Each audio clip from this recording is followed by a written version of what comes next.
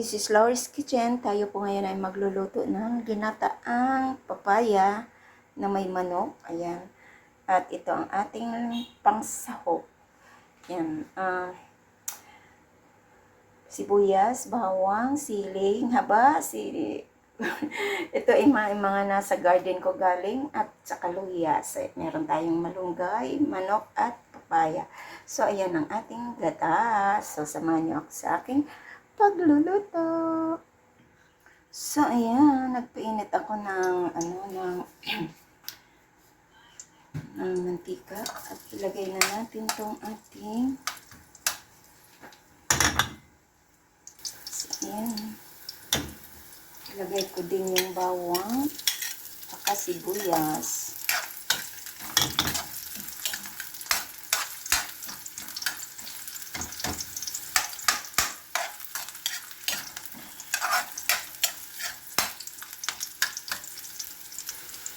So, ayan ay.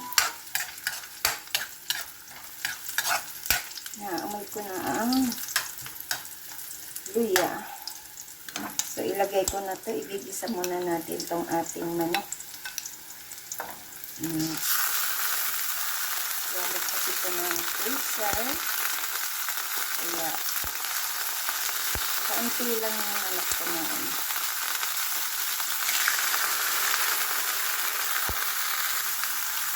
Ayan.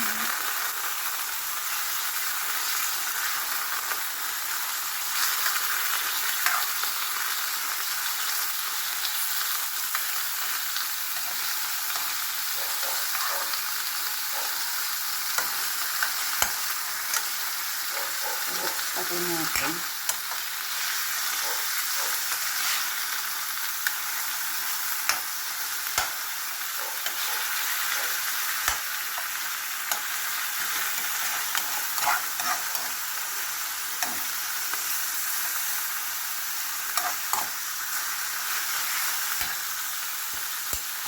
So, dyan, maglalagay ako ng black pepper.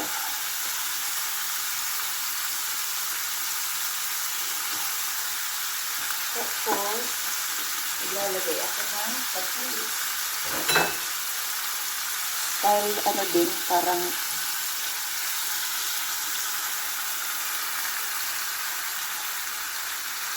pinala. Pinala. Kapagatain natin. So, ilalagay ko po. Iwan ko kung may laman pa itong ating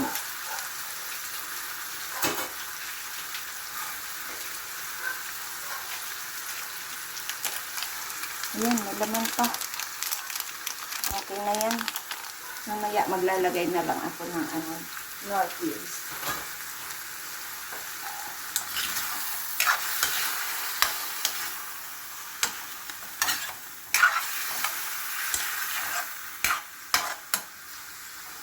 So, maglalagay ako ng sabaw.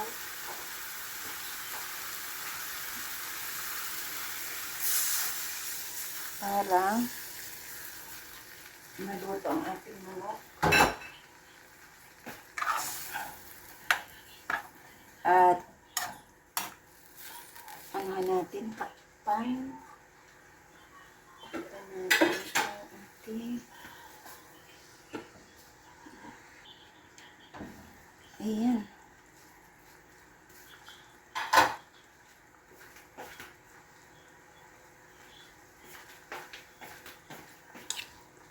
Ang manok kasi madali lang talaga siya lutuin. So, ilagay ko yung yung ating sili. Pero yung bell pepper, yan. Mahilig ako maglagay. Kasi nakakatanggal din siya ng lansa. Tapos,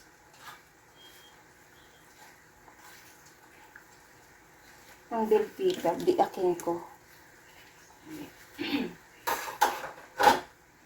At ilagay ko na itong ating papaya.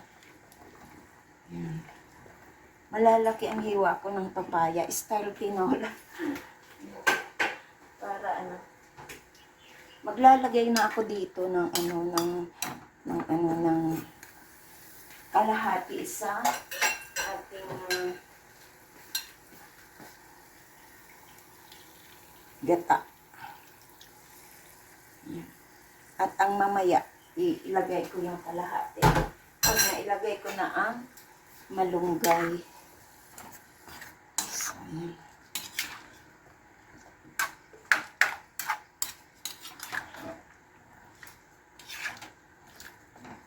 Diba?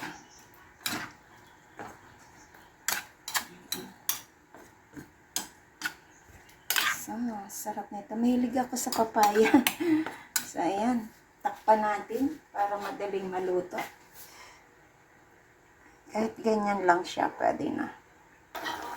Check natin. Uy. Ayan.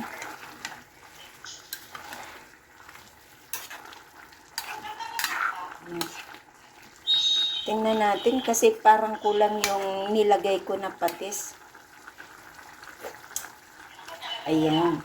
Maglagay muna ako ng Knorr cubes. Yung chicken Knorr cubes, inano ko muna sa tubig. Hindi pa ko na lang at bago ko ilagay. Para at least durog na siya. So, ayan. Nalagyan ko na siya ng Knorr cubes. Bago tangkahin natin kung hanggang saan ba ang kanyang alat. Kasi maalat din yung Knorr cubes eh. So, sa ngayon dito tayo magtitimpla. Tingnan natin. Ayun, ang sarap. Pero kulang pa din siya. So, maglalagay na lang ako ng kaunting asin. Kaunting asin na lang ilagay ko. At medyo luto na yung ating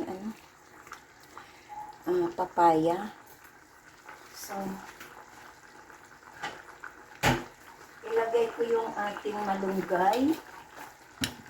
Ating malunggay na inano ko sa tubig.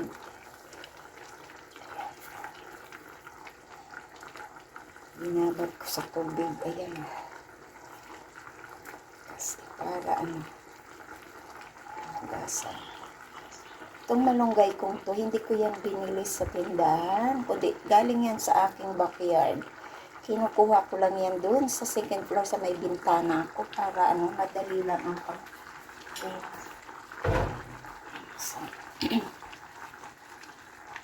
At dito ko na ilalagay ang ating naiwang gata. So, meron tayo dito naiwang gata.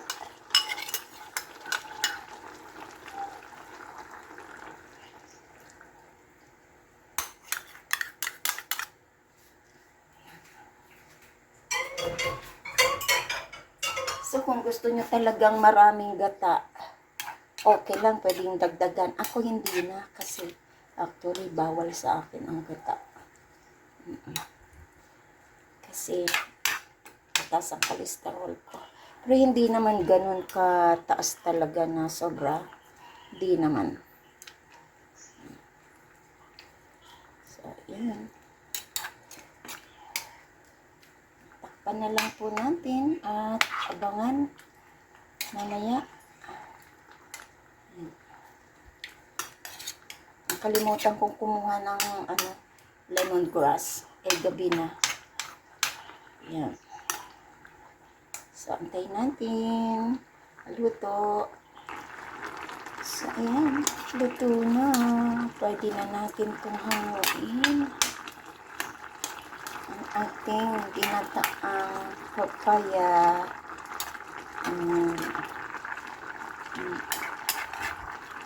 Para meron tayong gulay. Ayan. So, ilagay ko na po sa ating serving bowl.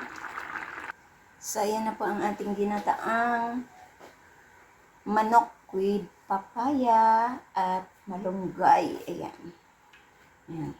Thank you so much po sa inyong pagdala sa aking premiere for tonight. This is Laurie's Kitchen. At sa hindi pa po nakasubscribe ng aking channel, please do subscribe and hit the bell button para lagi kayong updated sa aking mga lulutuin dito sa aking kusina na Mura na, healthy pa, at masarap. Simpleng luto lang at pasok sa budget. Ayan. Thank you at kain na po tayo sa ating ginataang manok with papaya. Ayan. Salamat sa inyo dyan. Salamat at God bless. Bye!